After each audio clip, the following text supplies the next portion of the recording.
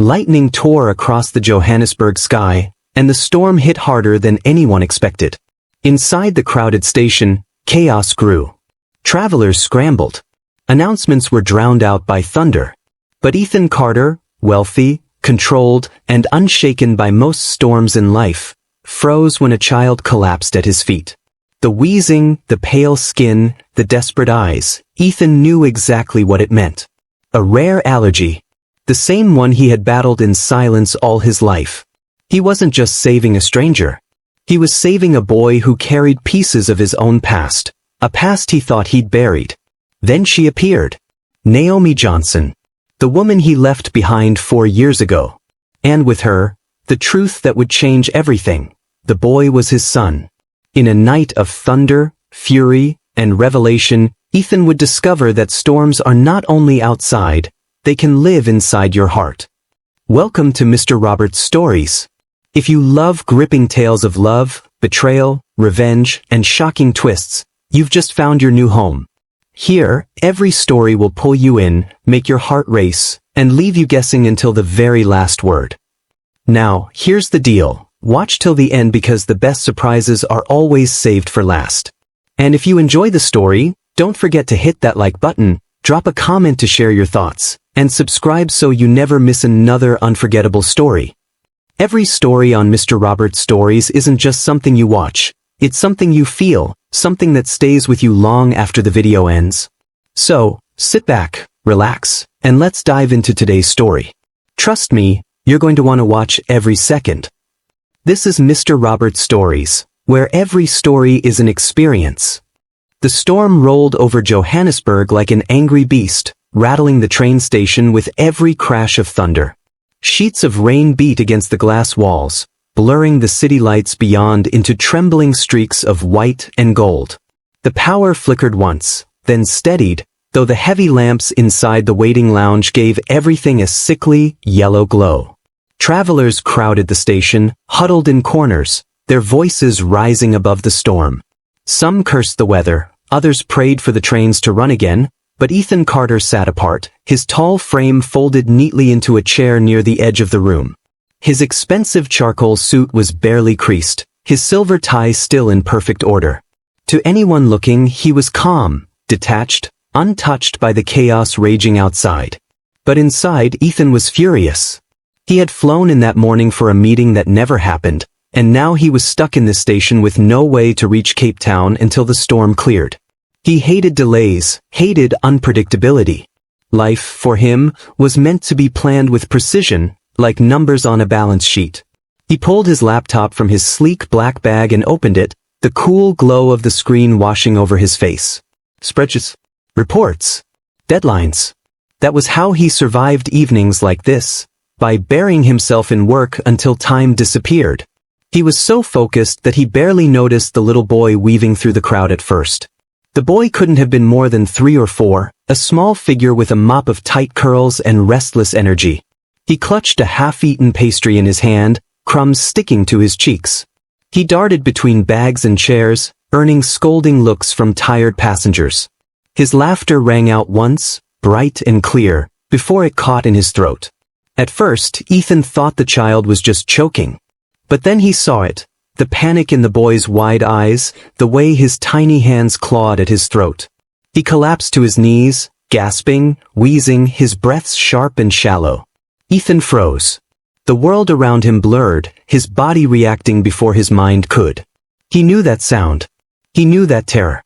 He had lived it. Damn it, Ethan muttered, shoving his laptop aside. He leapt from his chair and knelt beside the boy. Hey, look at me, he said, his voice steady but urgent. The boy's lips were swelling, his face flushed with fear. The pastry. He must have eaten something with nuts. A rush of memory slammed into Ethan. The first time his throat had closed in school, the panic, the ambulance siren. He remembered the bitterness of medicine and the weight of always being different. The allergy wasn't common. Doctors had called it rare. He had carried it like a shadow all his life. And now this boy, this stranger, was living the same nightmare in front of him. "Where's his parent?" someone shouted in the crowd, voices rising in alarm. "Somebody call for help." Ethan didn't wait. He dropped his bag, tearing through it until his hand closed around a familiar case. He always carried an epinephrine auto-injector. Boys. It was habit, survival. The boy's chest rose and fell in shallow, desperate gasps. His eyes were rolling back. "Hold still," Ethan whispered, though his own hands were trembling.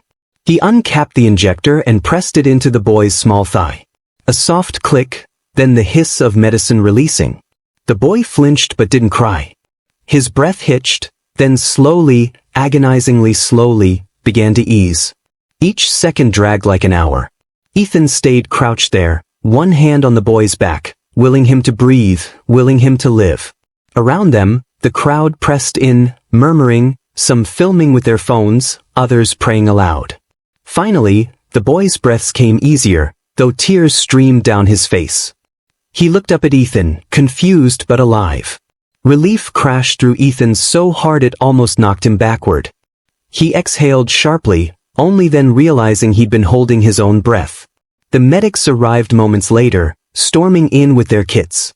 "Step back, sir, we'll take it from here." But the boy's small hand clung to Ethan's sleeve, as though he didn't want to let go. Ethan's chest tightened at the fragile trust in that grip. "It's okay," Ethan murmured, squeezing the boy's hand gently before letting the paramedics lift him. As they checked the child's vitals, one medic asked Ethan, "What happened?" "Nut allergy," Ethan said firmly. His voice was flat, controlled, though his heart still thundered like the storm outside. "I've seen it before." The medic nodded, scribbling notes, then carried the boy a short distance away to examine him more carefully. Ethan stayed on his knees, staring at his hands, at the injector lying empty on the floor. The station lights buzzed faintly overhead, but the only sound in his ears was the echo of the boy's gasps. He should have felt relief. Instead he felt unsettled. Something inside him had shifted, though he couldn't explain why. Then a new voice cut through the noise, sharp and desperate. "Malik! Oh my God, Malik!" Ethan's head snapped up. A woman was rushing toward the paramedics, her coat flaring behind her, rain dripping from her hair. Her face was pale with panic, her eyes wide as she dropped to her knees beside the boy, clutching him to her chest. Ethan froze. He knew that face. Naomi Johnson. His chest constricted, the air around him suddenly too heavy. Memories, sharp and uninvited, surged forward, late-night laughter, the warmth of her skin against his, the way her voice had once been the only thing that made him forget the emptiness in his life. For years ago, he had walked away from her, chosen ambition over love, convinced himself it was the right thing. And now, here she was holding the boy he had just saved. The boy with his allergy. Ethan's pulse pounded in his ears. It wasn't possible. It couldn't be. And yet, he stared, numb, as Naomi lifted her head and met his eyes across the crowded lounge. For a moment, the storm outside fell silent. Everything between them, all the love, the pain, the unfinished words, came roaring back like thunder. And Ethan knew, with a clarity that terrified him, nothing in his life would ever be the same again. Naomi's cry split through the air like another crack of thunder. "Malik!" She shoved past the crowd and dropped to the ground beside the boy, gathering him into her arms as though she could shield him from everything. The storm, the people, the fear. Her hands trembled as she checked his face, his breathing, kissing his damp curls over and over. Ethan could only watch, frozen. It felt impossible, surreal, as if fate had yanked open a door he thought was long sealed shut. 4 years of silence, 4 years of pretending she was nothing more than a memory, shattered in one instant. The medics explained what happened, how a man had recognized the signs and acted quickly. Naomi lifted her head to thank the stranger. And then her gaze landed on him. Her lips parted. Her eyes widened, dark as storm clouds, filling with recognition. She went perfectly still, clutching Malik tighter, as though Ethan himself were a danger. For a moment, no one spoke. The crowd buzzed around them, restless with curiosity, but Ethan and Naomi might as well have been the only 2 people in that station. Her voice finally came, low and sharp, like a blade. "You." The single word carried years of bitterness, A wound ripped open all over again. Ethan's throat went dry. Naomi, his voice cracked, unsteady in a way that startled even him. He cleared his throat. What are you doing here? Her laugh was bitter. What am I doing here? What are you doing here? Before he could answer, Malik whimpered, burrowing against her chest. Naomi rocked him gently, whispering comfort, her eyes never leaving Ethan. And then it struck him. The name she had called, the boy's face, the way his small body had reacted exactly like his own had so many times before. Malik. Ethan felt the ground tilt beneath him. The allergy, his words stumbled. No, Mihis. Don't. Her voice was ice. The denial on her face was fierce, but it was too late. Ethan saw it clearly now. The resemblance in Malik's small features, the rare curse of that allergy, the sharp line of his jaw that mirrored Ethan's own. This was his son. Shock and realization clashed inside him, leaving him dizzy. He's mine. Naomi's eyes blazed. You don't get to say that. Not after what you did. The crowd had thinned now, people turning back to their own worries, but the storm outside raged on, wind shrieking against the station glass. Inside, the atmosphere between them was heavier than the storm itself. Ethan stood slowly, running a hand through his damp hair. I didn't know. Naomi's laugh was sharp, humorless. Didn't know? Don't you dare play innocent. I tried to tell you once. Do you remember? Ethan frowned, searching his memory. When? Her jaw tightened. The night before you left for London. I told you I was late. I said I thought I might be pregnant. And you, her voice cracked, but she forced the words out. You brushed it off. Said I was being dramatic, that you had no time for my fears. Do you remember now? Ethan staggered back as if she'd struck him. The memory slammed into him. The conversation he had buried, dismissed, convinced himself hadn't mattered. He remembered her eyes that night, full of something he hadn't wanted to face. He'd chosen his flight, his career, his empire. And now here was the cost. His son. His son he had never known. Ethan's chest burned, guilt and regret clawing through him. Naomi, No. Her voice rose, fierce enough to silence the nearest passengers. You left me. You chose your ambition over us. Do you know what it was like, carrying him alone? Do you know the shame, the whispers, the nights I thought I couldn't do it? Her arms tightened around Malik, who was drifting into exhausted sleep, unaware of the storm his parents were unleashing beside him. I thought about calling you, Naomi went on, her voice shaking with fury and grief. Do you know how many times I dialed your number? But I stopped myself every time. Because I knew you'd just tell me you were too busy. That you didn't want this. Ethan's heart hammered in his chest. He wanted to argue, to tell her she was wrong, that if he'd known, he would have stayed. But even as the thought rose, he knew the truth. He had been blind. He had been selfish. The man he was back then might have walked away anyway. And that realization nearly broke him. Naomi, he whispered, his voice hoarse. I was a fool. I didn't see it. But now I know. He's mine. He's my son. I swear to you, I never wanted to abandon you. I didn't understand what you were trying to say. She looked at him with disbelief, tears glinting in her eyes but refusing to fall. You don't get to rewrite history, Ethan. You left me to face it all. And now you just show up in a train station and claim him because you recognize an allergy? Life doesn't work like that. The thunder boomed outside, shaking the glass walls, rattling the very benches they sat on. Rain lashed harder, the station lights flickering with every strike of lightning. The storm wasn't letting anyone leave. And neither could they. The station manager announced over the speakers, all services remain suspended due to severe weather. Please remain inside the lounge until further notice. The words were a cage, locking them together.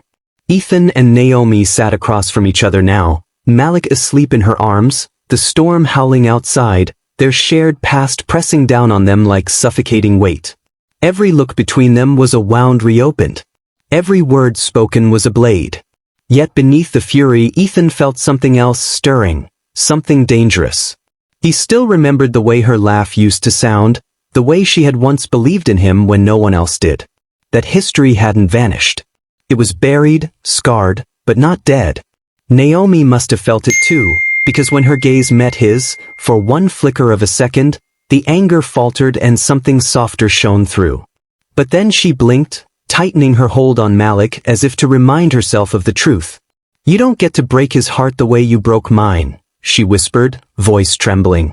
"If you want to be part of his life, Ethan, you'll have to prove it. Because I won't let you hurt him.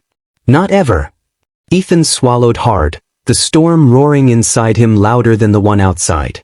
For the first time in years, the man who thought he controlled everything realized he had no control at all. Not over the storm. Not over the past. Not over the truth that sat before him, breathing softly in Naomi's arms. His son. The storm did not let up. Hours dragged on inside the station lounge, the thunder rolling so fiercely that it rattled the glass walls, lightning flashing like jagged scars across the sky. Rain poured in relentless sheets, pounding against the roof, turning the outside world into a blur of water and shadows. Inside, the crowd had thinned into weary silence. Families huddled on benches. Travelers dozed fitfully against their bags. The electric hum of the fluorescent lamps was broken only by the storm and the occasional crackle of the loudspeaker announcing, again and again, that trains would not resume until morning. Ethan sat across from Naomi, the storm of his own making no quieter than the one outside. Malik slept on her lap now, his small chest rising and falling evenly, his curls damp from both the rain and the tears that had streaked down his cheeks earlier. Naomi's hand never left him, brushing his hair back, patting his back whenever he stirred. She looked exhausted, her posture stiff with tension, yet she didn't waver. She held her son like a soldier guarding her most precious treasure. Ethan watched them, guilt gnawing at him. A boy he had never known, a boy he had failed without even realizing. And Naomi, the woman he had once loved but pushed away. He broke the silence first, his voice low. "Naomi, I don't even know what to say." Her eyes snapped to his, cold and sharp. "Don't say anything. Words are easy. You were always good with words." He flinched but didn't look away. "You're right. I was selfish. I didn't see what was in front of me. I thought success meant never slowing down. Never committing." He swallowed, his voice rough. "I ran from you. And now I see what I lost." Naomi's face twisted, grief hidden beneath anger. "You didn't just lose me, Ethan. You lost him. Do you understand what that means? You weren't there for his first steps. You didn't hear his first words. You weren't there when he cried at night. I carried all of that alone." Her words sliced deep. Ethan dropped his gaze, ashamed. "I can't change the past," he said softly. "But I can change now. I want to." She shook her head, her hand tightening around Malik. "Wanting isn't enough. Malik doesn't need a father who shows up only when it's convenient. He needs someone who's here. Always." The storm boomed overhead, and Malik stirred, whimpering softly. Naomi began to soothe him, but before she could, Ethan leaned forward. "Let me," he whispered. Naomi hesitated, suspicion flashing across her face.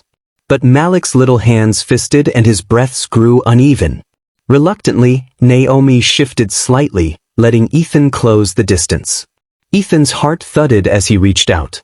His hand, so used to signing contracts and handling cold numbers, now trembled as it touched Malik's shoulder. He bent closer. "Hey, buddy, it's okay," he murmured. His voice, gentle and unsteady, carried the warmth of something long buried. "You're safe. The storm's loud, but it can't hurt you. Close your eyes. Just breathe." To his astonishment, Malik calmed almost instantly.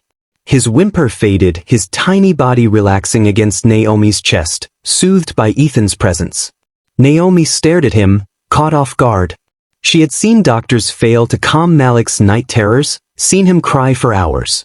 And here was Ethan, his father, settling him with a few quiet words. Something cracked inside her then, something she had tried to keep sealed. For a heartbeat, she saw the man she had once loved, not the one who had abandoned her. Ethan noticed her expression but didn't speak. He only sat back, letting the silence fill the space again. It was Naomi who broke it this time, her voice trembling. Do you know what scared me the most, Ethan? It wasn't being alone. It wasn't the judgment or the whispers. It was the thought that one day, Malik would ask about you. That I'd have to look him in the eye and explain why his father wasn't there. Her words cut through him like a blade. He leaned forward, desperation in his tone. Then let me change the answer, Naomi. Let me be here. Not just tonight, always. Her eyes filled with tears she refused to let fall. Why now? Why only when fate throws us into the same station during a storm? You had years. Ethan clenched his fists. Because I was a coward. The admission spilled out, raw and unpolished. I didn't just fear being a father. I feared needing someone, needing you. I thought love made me weak. I thought, if I let myself want more, it would all fall apart. So I buried it. Buried us. Naomi's breath caught. For the first time, she saw not the polished investor, not the man who always seemed in control, but someone stripped bare, his walls crumbling. You broke me, she whispered, voice trembling. Do you know how long it took to rebuild? And now you want to come back. Ethan's eyes glistened. Not just to come back. To fight. For him. For whatever chance you'll give me. The words hung between them, heavy with promise, heavy with doubt. The storm outside began to ease, the thunder rolling further away, the rain softening into steady taps instead of violent crashes. The station seemed to exhale, passengers shifting, whispering, sensing the worst had passed. But inside, the storm between Ethan and Naomi was only finding its fragile calm. Naomi studied him for a long moment, searching his face for lies, for cracks. And though she wanted to cling to her anger, to her defenses, she couldn't deny what she saw, sincerity. Regret. A man broken open by the sight of his son. Still, her voice was firm when she finally spoke. Ethan, if you want this, if you want to be Malik's father, you have to prove it. Not in words. In action. Day after day. Because I won't let you drift in and out of his life like a passing storm. He deserves better than that. Ethan nodded slowly, his chest tight with both relief and fear. Then I'll prove it. Whatever it takes. Naomi looked away, brushing her lips against Malik's curls. But her hand, for the briefest moment, loosened its grip, as though she was letting the idea settle inside her heart. And though nothing was healed yet, though the past still loomed heavy between them, one truth had taken root. The storm had not destroyed them. It had forced them to face each other. And that, perhaps, was the beginning of something neither of them had expected. The storm was a memory now. A year had passed since that night in the Johannesburg station when lightning had cracked the sky and fate had forced Ethan and Naomi to face one another again. Much had changed since then, though not in a way that felt rushed or dramatic. Change had come slowly, steadily, like water smoothing stone. For the first time in his life, Ethan Carter had learned the power of showing up. He was there for Malik's first school recital, sitting stiffly on the tiny chair among parents who whispered and glanced curiously at the tall, well-dressed man in the back row. He wasn't comfortable, but when Malik scanned the room nervously, it was Ethan's smile he found.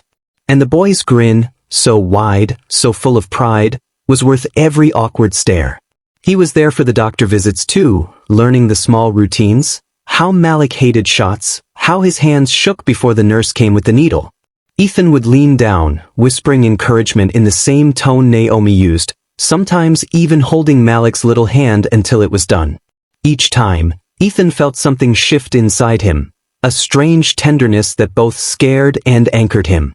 And he was there for the little things, the bedtime stories, the soccer practices, the messy breakfast mornings when Malik spilled juice across the table. Ethan had once thought fatherhood was about provision and legacy, but what he discovered was something quieter, presence. Not grand but real. Naomi had watched it all unfold cautiously at first. She didn't let her guard down easily. For months she kept her distance, waiting for Ethan to stumble, to disappear, to prove her fears right. But he didn't. His consistency wore down her defenses more than any romantic words ever could. He showed up, not with declarations, but with steady actions. And slowly, her heart began to trust what her eyes could not ignore. Now, on a warm Cape Town evening, The three of them sat together on Naomi's balcony.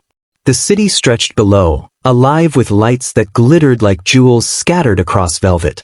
The air carried the faint salt of the ocean, and in the distance, Table Mountain rose dark and steady against the horizon. Malik lay sprawled on a blanket on the balcony floor, his crayons spread out, his small fingers coloring a lopsided picture of a house. Naomi and Ethan sat side by side, their chairs close but not quite touching, the silence between them lighter than it had been a year ago. "Look, Mama!" Malik shouted suddenly, holding up his drawing. "That's our house. And that's you. And that's me. And..." He hesitated, chewing his lip, then pointed to a tall figure with big shoulders and funny hair scribbled in brown. "And that's Daddy." The word landed with a weight Ethan wasn't ready for. He froze, his chest tightening, his throat burning. Daddy. A word he had never imagined would belong to him. Naomi glanced at him, her eyes unreadable. For a long moment, Ethan was afraid she would correct Malik, remind him that titles were earned, not given. But she didn't. She only smiled softly, brushing Malik's cheek with her fingers. "It's perfect, sweetheart," she said. Malik beamed and returned to his crayons. Ethan exhaled slowly, realizing he had been holding his breath. He looked at Naomi, gratitude and longing warring inside him. "You let him call me that," he whispered. Naomi met his gaze, her voice calm. "He chose it. I didn't stop him." The silence stretched, heavy but not hostile. The city lights flickered in Ethan's eyes as he finally spoke. "Naomi, I don't deserve how easily he loves me. But I'm not going anywhere. Not ever again." Naomi's lips parted, the old pain flickering across her face. "You said that once before." He shook his head. "No. I said many things before, but I never proved them. This time I've proven it." Her eyes softened, though her walls were not entirely gone. "You've been here for him. For me. I see that. But Ethan," her voice dropped. "Trust doesn't rebuild in a year. It's a slow climb. Some days I want to believe you. Other days, the hurt is still there." "I know," he said, his voice low but steady. "And I'll wait. For as long as it takes." For the first time in years, Naomi allowed herself to truly look at him. Not the businessman who had once left her, not the ghost of old heartbreak, but the man sitting quietly beside her now. His face was a little more lined, his eyes a little wearier, but there was a gentleness there she hadn't seen before. A humility that spoke louder than any promise. The night deepened. Malik, growing sleepy, abandoned his crayons and crawled into Naomi's lap. She wrapped her arms around him, humming softly as his eyes fluttered shut. Ethan watched, his chest aching with both love and regret. "Naomi," he whispered after a long while, "do you ever think about us? About what we could have been?" Her gaze lingered on the child in her arms before she looked back at him. "Every day. But I don't want to go back, Ethan. The past, it broke me. And you. And us." He nodded, accepting the truth. "But," she continued, her voice softer now, "maybe we don't have to erase it. Maybe we can build something new. Not because we forgot the pain, but because we survived it." Her words struck him like the calm after a storm, unexpected, steady, cleansing. Slowly Ethan reached out, his hand hesitating in the space between them. Naomi looked down at it, her breath catching, then placed her hand in his. Not with passion, not with reckless abandon, but with quiet trust, the kind that grows roots deep enough to last. The city lights glowed around them, the night wrapping the three of them in its quiet embrace. Ethan felt Naomi's hand warm in his, Malik's breathing soft and steady, and for the first time in his life, he understood what renewal meant. The storm a year ago had seemed destructive, tearing apart the illusion of control he had built. But now he realized, it hadn't destroyed him. It had stripped him bare so he could rebuild. Love, once lost, was not simply returned. It was remade. Stronger. Patient. And as he sat on that balcony with Naomi and Malik, Ethan Carter knew this was not the end of their story. It was only the beginning of a new one. 3 years later, the storm felt like a distant memory, though its shadow still lingered in Ethan's mind whenever thunder cracked across the sky. It had been the night that changed everything. the night he had discovered Malik, rediscovered Naomi, and been forced to face himself.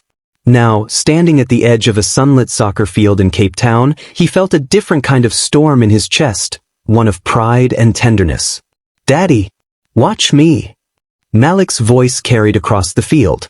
He was taller now, his curls bouncing as he sprinted with the ball. His jersey clung to him, streaked with dust, but his grin was wide, unshakable. Ethan cupped his hands to his mouth. "Go, Malik. You've got this." Naomi laughed beside him, shielding her eyes from the sun. "You cheer louder than the coach." "I can't help it," Ethan admitted, his voice rough with emotion. "Every time I see him run, I think about how close I came to never knowing him. To never knowing either of you." Naomi turned, studying him quietly. Time had softened him, but not in the way age wears a man down. It was softer, like the edges of stone smoothed by years of river water, gentle, enduring, steady. He was no longer the man who had walked away once. He was the man who had stayed. When the whistle blew and the children gathered at midfield, Malik came charging toward them, his cheeks flushed. "Did you see me? Did you see?" he asked breathlessly. "We saw everything," Naomi said, ruffling his hair. Ethan bent down, gripping his son's shoulders, looking into his eyes. "You were incredible." Malik's grin widened. "One day, I'll play for South Africa. Or maybe the whole world." Ethan smiled, his throat tight. "And when you do, I'll be in the front row." Naomi's gaze lingered on them both, a quiet warmth in her chest. Years ago, she had doubted this moment would ever exist. She had doubted Ethan's promises, doubted his ability to stay, doubted that her own heart could forgive. But here they were, proof that storms did not only destroy. Some storms cleared the air so something new could grow. That night, back on their balcony, they stood together watching the city lights again. Malik was asleep inside, the faint sound of his laughter still echoing in the rooms. The ocean breeze brushed against Naomi's skin, carrying the scent of salt and jasmine. Ethan slipped his arm around her, pulling her gently against him. "Do you ever think," he murmured, "how different things could have been if that storm hadn't trapped us in that station?" Naomi tilted her head against his shoulder. "I think about it sometimes. But then I remind myself, it did happen. And it gave us this." They fell into silence, the kind that didn't need to be filled. The city shimmered below, the sky above clear and endless. For once, there was no storm. Only peace. Naomi turned to him, her eyes reflecting the starlight. "We're not the same people we were. We're stronger." And this time, she reached for his hand, interlacing her fingers with his. "We'll weather anything together." Ethan kissed her forehead, closing his eyes. He finally understood. Love wasn't about perfection or avoiding the storm. Love was choosing to stand in the rain, over and over, until the clouds passed. Behind them, inside the apartment, Malik stirred in his sleep, murmuring something about winning goals and bright stadium lights. Ethan smiled against Naomi's hair, pulling her closer. The storm that once tore them apart had, in the end, given them everything. And above them, the sky stretched wide and clear, full of promise, full of tomorrow.